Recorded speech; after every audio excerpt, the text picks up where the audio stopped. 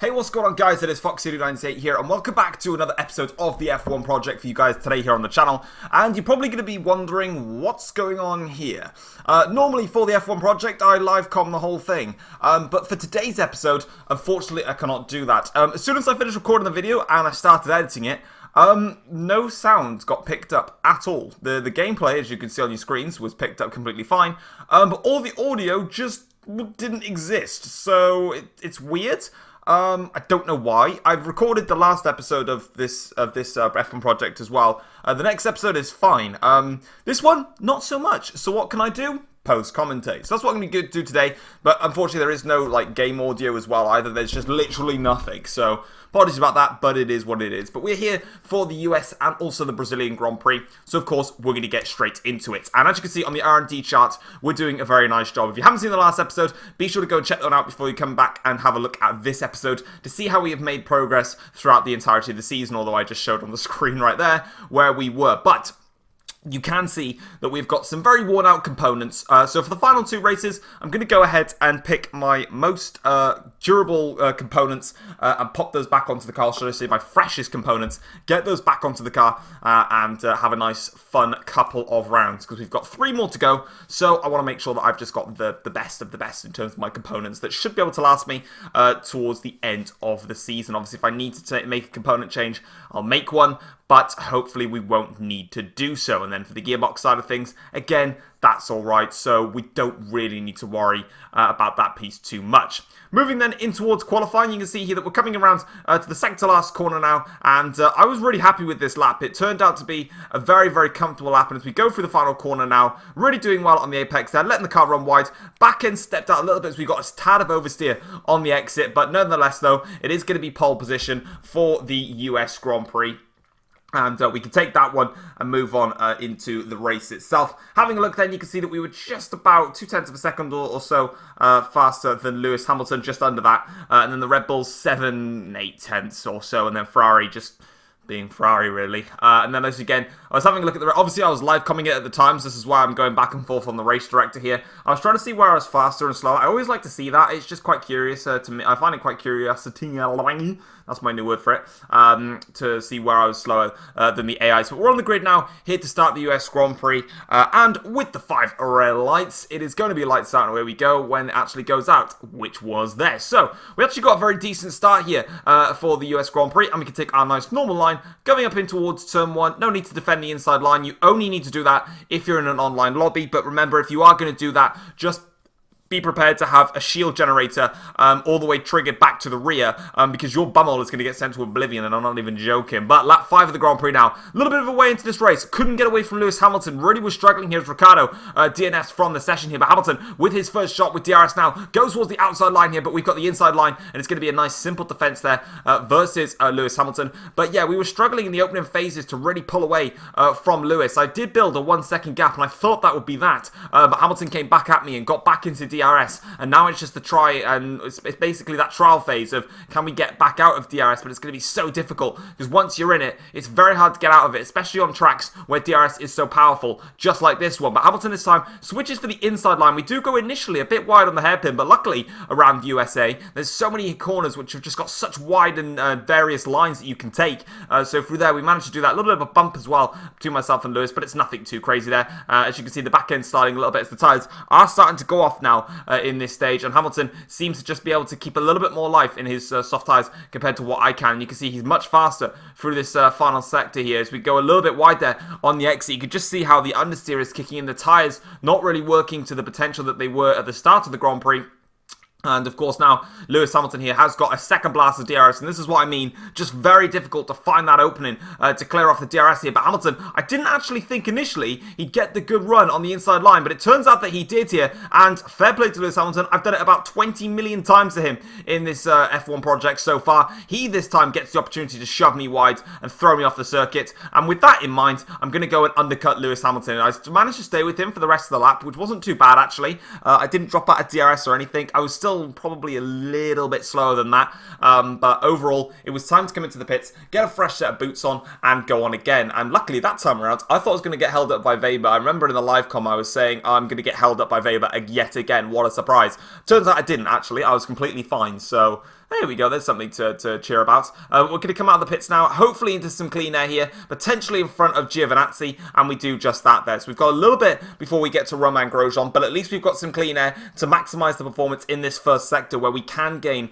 a lot of our time, and hopefully we can catch up to these other drivers out of the way. And in fact, speaking of catching them in a place which is out of the way, we've done that perfectly. Romain Grosjean, we're going to catch on the straight. He's got DRS here, but he hasn't really got the slipstream of the cars in front. I, meanwhile, have got the slipstream on him. DRS, very overpowered Mercedes car now, of course, as we're trying our best to upgrade this to its maximum, and now we managed to get past them. We've got Norris, Gasly and Stroll all having a little bit of a fight. Speaking of them having a little bit of a fight, they've all dropped into the pit. So now it's just Lando Norris, and there's Lewis Hamilton coming up behind us. So we made the undercut work here, and we're going to lunge it up the inside of Lando Norris, going very, very deep there on the brakes, but we managed to get the job done against Norris, and also versus Lewis Hamilton there. So that's a very nice piece of driving there. And then on to the final lap of the Grand Prix. That was that. We managed to pull out that 1 second advantage over Lewis Hamilton, and from there on in we were able to maintain pace, and on the medium tyres we just felt a lot more comfortable, and it's not only going to be the race win, it's also going to be the full 26 points, and in this Grand Prix actually it's going to be the World Drivers' Championship for us as well. Of course, we managed to do it. Lewis Hamilton, I think, needed us to finish in like P8 or something ridiculous like that. I'm not really sure how many places I needed to fail, but we are going to win the World Drivers' Championship, hopefully the first of many. But of course, we need to make sure that we win the Drivers' Championship when we've got the most overpowered car on the grid, even though there's probably cars that you can upgrade which technically have a higher scale, but the Mercedes is overpowered because people get bored of it. So I'm just winning more championships with it. So, you know, you might as well win championships whilst you're doing it, whilst they're doing it as well. Don't even know what I'm saying at this point. But as you can see here, we're all celebrating there. There's Matt giving me a hug, despite the fact we've never actually met, never spoken to each other, don't even know each other's names. I mean, I know his name, but he probably doesn't even know what my name is. And that's an amazing scenario there. But as you can see then, final race results, you can see that we did a great job. 2.7 seconds clear of Lewis Hamilton in the end, with Weber and Verstappen finishing in P3 and 4 respectively. In fact, yeah, it was Mercedes 1-2, Red Bull 3-4, Ferrari 5-6. That's kind of quite convenient there. But we got the maximum 26 points, and Lewis Hamilton couldn't do anything about that anymore. He's not going to be able to beat us, and that is that. Looking at the standings, though, meanwhile, you can see that we've got 66 points of an advantage over Lewis Hamilton. And if you know the number 66 and you know me and my fantasies very well, that's a very nice number to have, unless you're a Jedi. Now, as we have a look at the Constructors' Championship very soon, because I want to get rid of my pun. No? Cool. Awesome. Brilliant. There we go. 418 points separates ourselves from Red Bull now, as Red Bull, for the first time, I think, this season, have now overtaken Ferrari. So Ferrari's slump in this season has only given Red Bull what they needed, and they are now 1 point clear of Ferrari, and that battle is getting very, very close. And both Red Bull, Racing Point and Haas are on that 69 points there, so they're doing a cheeky job for themselves. For us, though, good news. We've got the rivalry to beat against Sebastian Vettel, and we beat him. And we're currently drawing against Hamilton, which is great, because we were initially quite far down because we lost out in the Japanese Grand Prix due to the DNF. And now we're going to get a very nice bunch of R&D points that come in for ourselves. And you can see here the participation and all those jazz and race bonuses. For some reason, I didn't actually get the beat on Vettel. Oh, no, that was qualifying that I got it. I beat Vettel in the rivalry on the qualifying, so it didn't actually make a difference. So I got the R&D bonuses then. But we got 2,000 points, and of course, it's going to give us my Drivers' Championship trophy. Thank you very much. And I don't believe we make any upgrades now for the rest of the season, because, of course, we are trying to hold out for the next season now and try and bolster our attack for next season there and then. Let's have a look here. Do we do anything? No, obviously we can't. We could technically do minus if we wanted to. This is what I was speaking about here. I was speaking about I could do this ultimate weight reduction upgrade for next season. Obviously, I've got these two components as well, these two majors that I could do as well, which would be brilliant. And obviously the durability side. But obviously if I upgraded the durability, then I would just lose out in the other points. So I don't really know where that's going to come from. So it is what it is. But we got all that through there, and now we can carry on to next weekend. Welcome to Brazil, everybody. Nice transition through there. And as you can see, everything is all fine in our land. That guy clearly got bored of his job and walked away. But for the race, though, it's going to be monsoon weather. So potentially, in fact, guaranteed, whenever you get that type of weather scenario, we're actually going to get a safety car. So if you guys want a safety car in your game, just make sure it's monsoon weather. Now, yes, I know the safety car has been patched, so that you can actually have it frequently. But it's alright, it's only like 10 months into the game, so it's not as if, we wanted it straight away or anything like that, but, it is what it is. On to our qualifying lap, though, for the Brazilian Grand Prix, and it was a brilliant recovery, actually, you'll believe it or not. We qualified P4, I believe it was, for the race, which you can see on your screens right there. But I believe I'm going to show it anyway on my race director. My first sector was terrible, and I mean terrible. We'll have a look at it now here. I also am running a much higher downforce setup around here, anticipating it being wet. However, with the lights out and away we go section now on your screens, I didn't show the race director. That's awkward. Anyway though, lights out and away we do go indeed. And now it's about being very cautious here. Charles Leclerc in the McLaren trying to go up the inside there. We've got a little bit 3 wide there. I actually got a collision with Lucas Weber, but luckily he put his shields, angled his shields to the rear there, so it meant that he didn't spin. But we got a great exit though, off of turn 3 here, or turn 2, or wherever the turn it is indeed. And now we're going to go around the outside here of Weber, break a little bit late just so we can get a nice run on Hamilton. It does compromise our exit slightly, but it means that we can just power away from Weber. I actually thought I'd spun him out at that point, just because of the way that we were looking, but it didn't actually be the case there, so we're fine on that front. Hamilton now is trying to chase down Verstappen, so it is as follows. Lap 3 of the Grand Prix. Speaking of Verstappen, he's made a small mistake here, and that actually locks him up, and Hamilton now is trying his hardest to find his way through, and with them two fighting, technically I need to be staying back a little bit, but I was just so much faster through the center S's that we get yet another fantastic exit, and now it's 3 wide, heading down in towards Young Sao. I want to say, no, it's not Young Sao. What is it? Is it Young? No, it's not. I can't remember the Skinner Delago. That's it. I knew I'd get to me eventually. But we got past them there, and it's a double overtake to get us into the lead of the Brazilian Grand Prix. And also, Hamilton actually passed Verstappen at the same time, so that was a lot of fun there. Now, speaking of Lewis Hamilton here, he's going to go towards the inside line and give us a little bit of a run for our money here. He doesn't want us to race off into the distance. He wants a little bit of retribution after, of course, we battered him throughout, well, the whole season. And now, as you can see here, we do defend against Lewis Hamilton through the center S's, and now we've just got to make sure that we get the defense right for the Skinner Delago. But luckily, we just get such a great exit out turn 3, like on the final phase of the corner. That's where we really seem to shine, and then that's when we can pull away. But unfortunately, a little bit wide on the exit there, and that's going to allow Hamilton to just come back at us a little bit, and it's a bit of a backhand slide, and you'll be seeing a lot more of me sliding by there. I can guarantee you that for sure. Lap 4 of the Grand Prix though, and you can see the rain is really intensifying now, and that's when you get your quote-unquote safety car. Like I said, just make sure that you've got monsoon weather, and you'll get a safety car. Basically, Formula 1 is saying that if it pisses down with rain, that's when you get a safety car. If it doesn't, you're never getting one in your entire life, so back off. But we got one. Eventually, the safety car came in a couple of laps later, and we can get back and racing again, and I decided to just bolt it as soon as that opportunity arose, and we got a fantastic restart there versus Lewis Hamilton behind, and that's a great way to get my race back underway, and we can carry on our way and try and see if we can improve. But onto lap 14 in the Grand Prix. This was the stage of the condition. This was the stage of the race, sorry, when it's weird to explain. It's heavy rain. You can see the rain's falling heavily still, but the track is just at that stage now where the intermediate tyres are actually probably better than racing with the other ones, and my wet tyres were overheating like mad, and I am about to be showing you a bunch of clips where I do not stop sliding.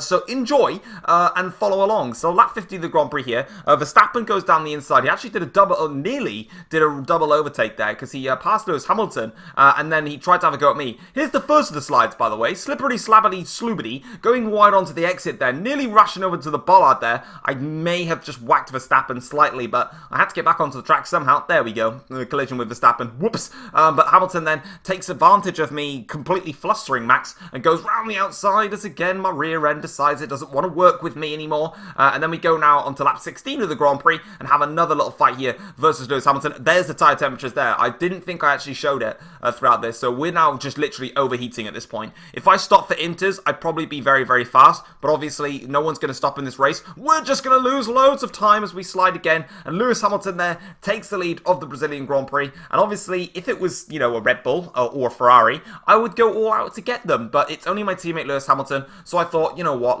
I was going to consider letting him through anyway, just because of how slow I am, but at this stage you can see, I just didn't want, I could have potentially, you know, put the throttle down and just absolutely gone ultra defensive versus Hamilton. what's the point? You know, we've won the championship, both of them. I've won the Drivers' Championship. So there's no real point here as we again go very wide here. Verstappen tries to sneak it up the inside line. Now we're going to have to go defensive, but this time Verstappen has the inside line. All I've got to do is, however, is just hold it around the outside, tuck myself in for the inside line, squeeze him wide. Weber's then going to take that inside line, but then as soon as I've got that little bit of outside line edge, I just get that better traction as you would in the wet weather, despite the fact my tyres are about 100 degrees centigrade, and you could cook your roast dinner on my tyres, but that's another story for another time, as we now try and press our way through towards the Yongshao, as I finally got the actual place of where the corner is correctly. Hamilton now 2.3 seconds clear, and just charging off into the distance, which is kind of evidential, really, to be honest. And on to the last lap of the Grand Prix then. Hamilton, don't even know where he is at this point. He's way more than 2.3 seconds clear. I am being so gentle through this area, but luckily, Hamilton wins the Grand Prix for us. Would take second place, started in P4, probably could have won, maybe, but our tyres overheated. The AI's tyres, did they overheat? No, and it made me upset that they didn't, but it is what it is. Take the second place though, and that is a fantastic P2 for us, and there we go, job done, and that is us and happy, and also Toto Wolff nice and happy, because Mercedes still haven't not won a race yet this season, and if you watch that in real life, you'd probably throw your head at a brick wall. I, however, wouldn't, unless the races were boring, then I would.